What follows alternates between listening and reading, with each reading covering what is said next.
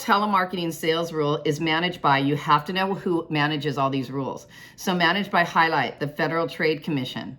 The FTC amended the telemarketing sales rule in 2003. You don't need to know anything else there.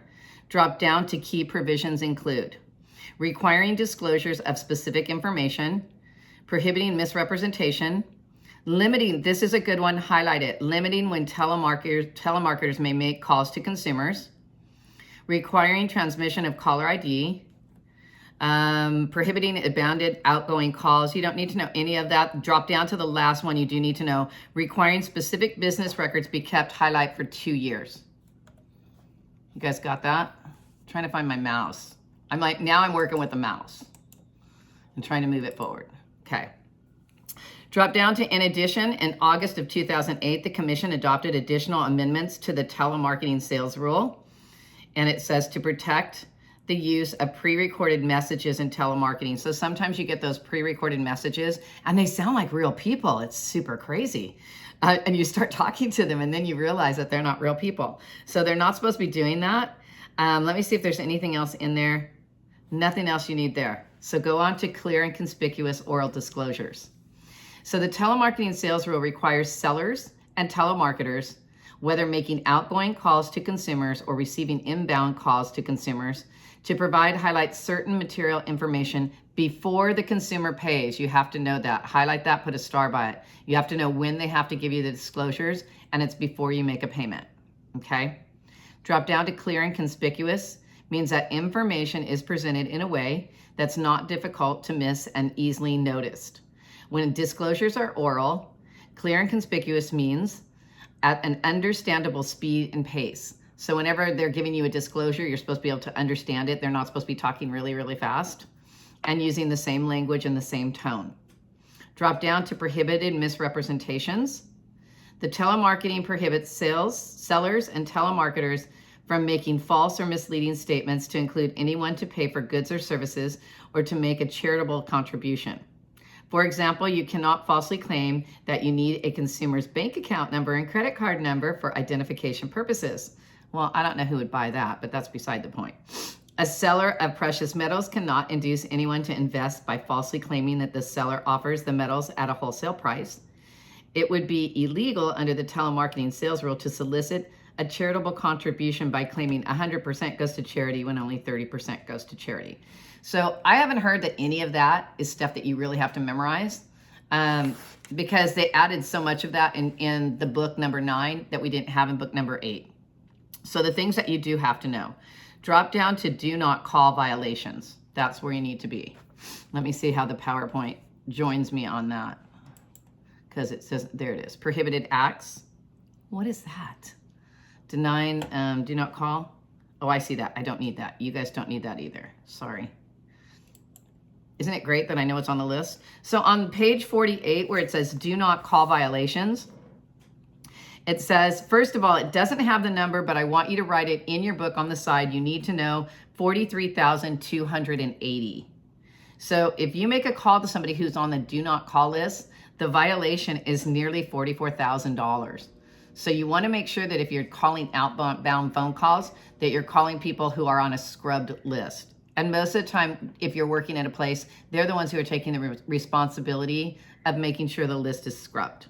The main things that you have to know in the do not call violations section of this book is it says, drop down to the second paragraph.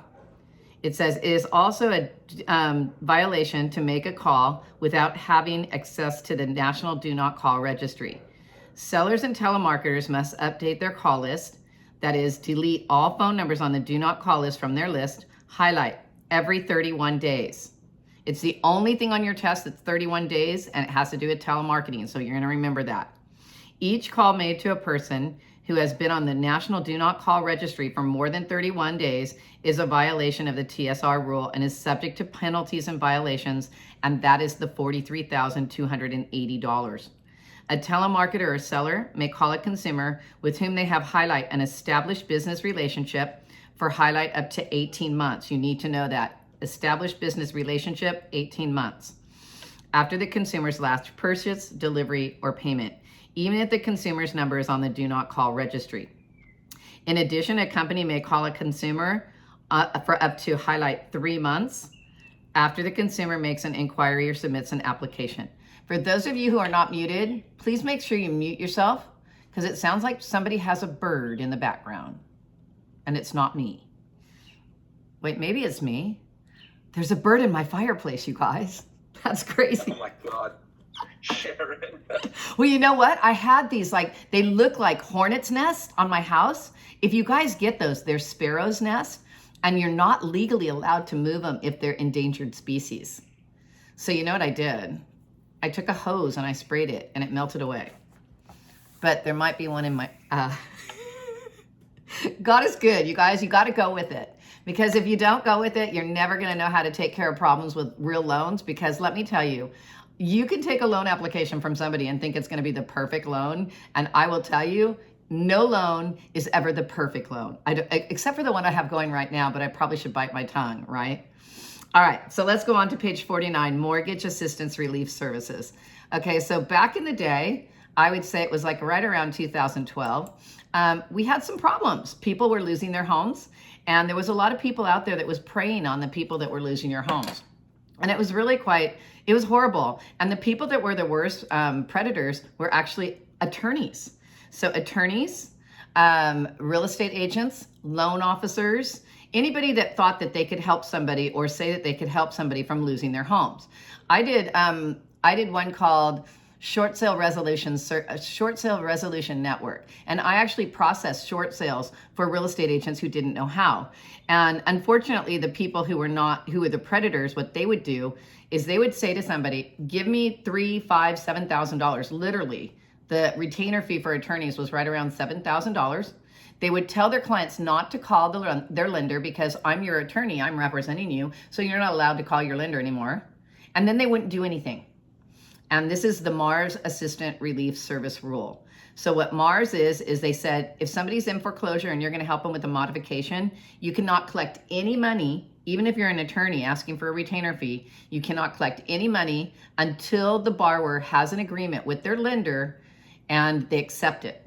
So the main thing about the MARS service release is look down on key provisions and highlight a ban on those who provide mortgage foreclosure rescue. That's what you're highlighting.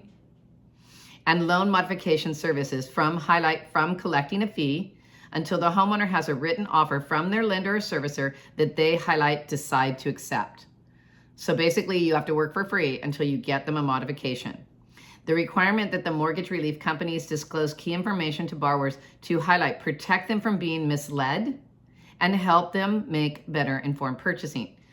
A prohibition against any false or misleading claims about the services, and a prohibition barring the mortgage relief company from advising the borrower to discontinue communication with their lender.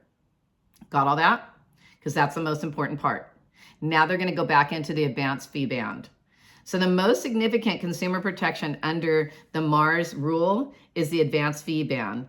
Under this provision, mortgage relief companies may not highlight any fee until the borrowers decide to take a written